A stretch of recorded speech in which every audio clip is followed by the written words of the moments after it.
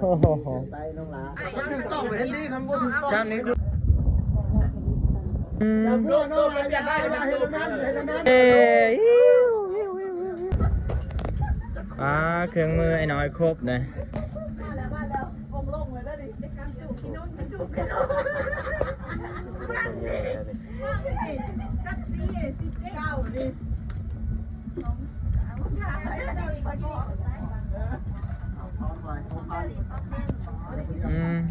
ป่าปอม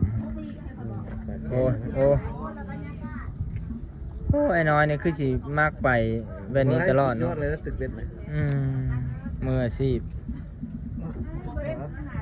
เข้าหาหนองได้ก่อนไอ้ตาได้จากคนอันนั้นคนแถวนี้บ่มีหนองบ่มีหยังบ่อยู่เชวันนี่บ่ฮู้บ่แบบว่าคนไปตึกได้นี่หนองธรรมชาติ นะธรรมชาติ อ้าวหนองธรรมชาติธรรมดา มันจะหายากเลยธรรมชาติผมมีคนสดหลาย คันน้องพี่น้องกันนี้อยู่ทางลงวัดหนองแสงเสร็จแล้วไปแล้วได้อีก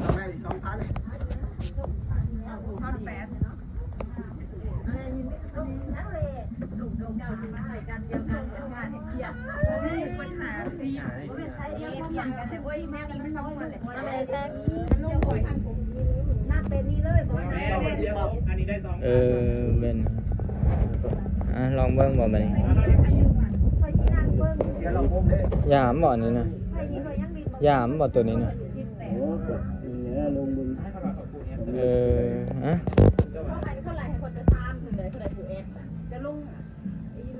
ต้องไล่ถามเลยเดี๋ยวต้องไล่หาบ้านอาจจะเบ้ากันของการแล้วไล่หาไรหาได้บ่วันนี้ ไล่ขึ้นมา แล้วกินหน่วยสามต้องคอยได้กินคอยกระไรสาม บ่ไล่ขึ้นหลบไหม ไอ้ตาเย็นเบียร์มาให้น้อยนะให้มันหมานนะ เอาเสือไปลองกันให้เราเนี่ย หมานรถเลย มันมาเนี่ยกระยาเขาลงไหมกระยาเขาลงที่พื้นค่อยนี่หา10,000ยังเลยเอ้ย มันมีป่าอยู่บ่อยู่นี่มีป่าอยู่บ่ก็เข้าบ้านหนึ่งก่อน เพลงก่อน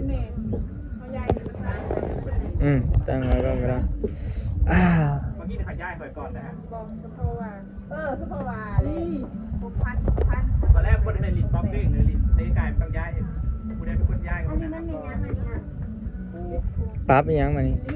ร้อนบ่ยังบ่ทันใช้อันนั้นบ่ โอ้มันย้ายให้ตัวนี้ก่อนเด้อมันเป็น ใช้เยอะบ่บัดนี้ แล้วไปดีใจที่ก้อน ฮะเอาหยังปาไว้นี่ก็ได้ นี่ เนื้อฮะ ลองเอาตัวนี้ก้อน เข้ามาได้ตัวนี้แล้วใช้เนื้อเหม็นนั่นบ่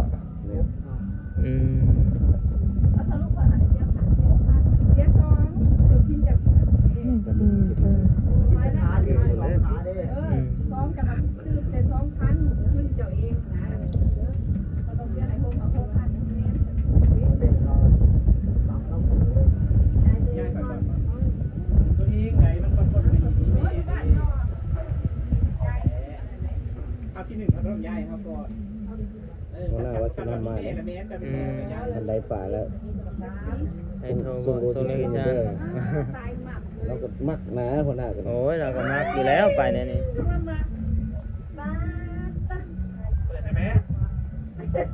มาจะใช้อะไรฮะมาจะใช้มาจะใช้สอง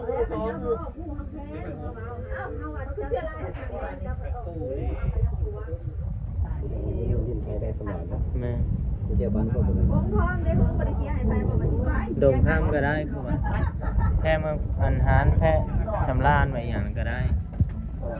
แพะชำลานนะหรูหราได้ตอนนั้นนะสถานที่งามสะอาดอันนี้ธรรมดาบ้านๆตูบทั่วไป ดูหน้าออกมาเนี่ย เราเรียนอย่างเงี้ยคู่ไปเชี่ยวไปดิเขาเจ้าเขาเจ้าแม่สี่นะครับ จะครบมันจะเดือดมันยังบวกเข้ามา กินมันบ่แห้งเจ้าวะขี้กระเดือดอันนี้ก็บ่ได้แห้งจริง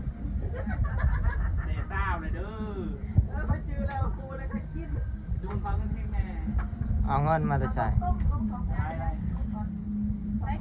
เอาที่เป็นอะไรล่ะโยกมันมาเนาะ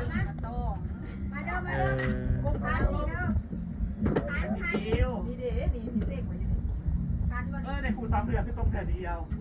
ไม่ดับมันไปได้นะ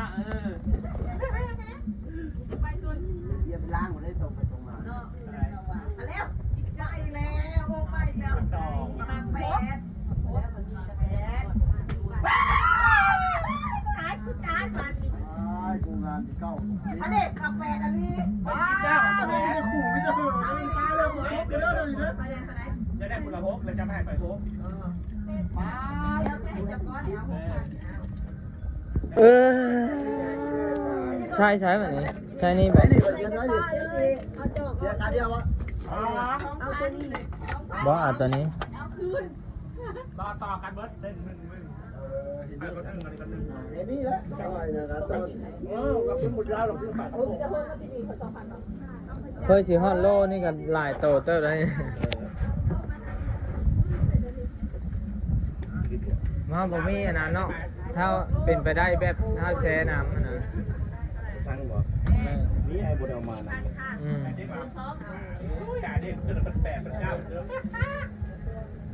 เขาได้2,000แล้วพอแล้ว มันเกินบ่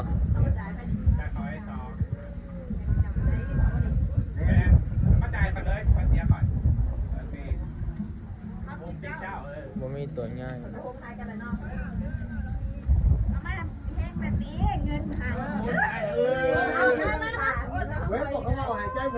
เย่ได้ตัวหนึงแล้วเข้าดูแลป่าเด้อไปบ้านเอ้ย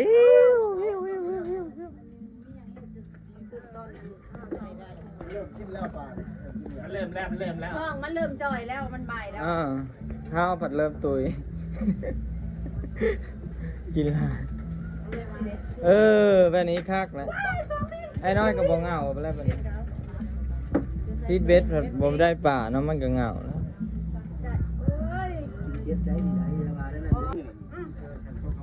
ปาดง่ายแท้โลโล ลงมัวหา เลิศนะ หาเสือ เอามาปล่อยอ่างของการทำก็ได้ อย่าว่าเรื่องปล่อยนะ มีแต่เอาข้าวทอง ใบมีแป้งบ่บ่ทานี่ก็แป้ง หาบนโลกหาเฮือนห้องขายกันได้ ลืมทงมันบ่ฮง ไปห้องเจ้าหมดเลย หาลืมบ่ได้ลืม น้อยบ่น้อยเนาะธรรมดา ถ้าจับให้ก็บ่ได้ เพื่อสิได้ ถ้าจับแล้วจับเดียว จุดไหนพวกมาดู โอ้โหป่านปีนะเงินเพิ่นน่ะ อันเซ่ด้วยแน่ Ừ. โน่เป็นยังไงมาเห็นนั้นบอดิเสียงไพ่บอเราเป็นสตาร์ ตัวนี้ใหญ่กว่าหมูเนาะ อะไรมีใครอยู่ จำนี้มอสจะโอเค เสียงกันน้องก็อยากปั่นตลอดได้2,000น้องลา2,000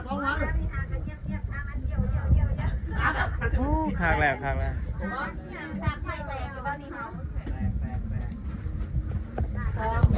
ไม่สิบกว่าร้องเนาะวะ ค่าถุงมัน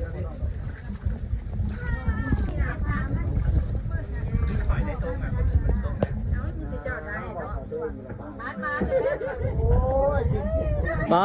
สบ่ใหญ่ใช่ตัวนั้น แต่ก็ใหญ่ นี่จะรุ่นเดียวกันเบิดนะ เดียวกับว่าน้ำมุยไปยัง คักเด้ไปต้อนะไปปิ้งใช้แมลง ห้องใครก็ได้ ไปห้องเจ้าเด้อ ไปได้ไปอยู่กันก็ได้ ปิ้งป่าบ่ปิ้งต่อฮะว่าไงบอกมาดูได้เลยอยู่จาก8 คืน ตรงเด้อฝรั่งกินแต่ตรงผ่านเด้อถึงต้องไปเห็นดีคำพูดถึง ชามนี้คือโตโจง่าย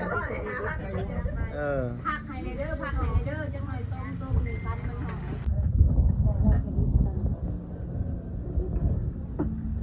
เด้งเด้อ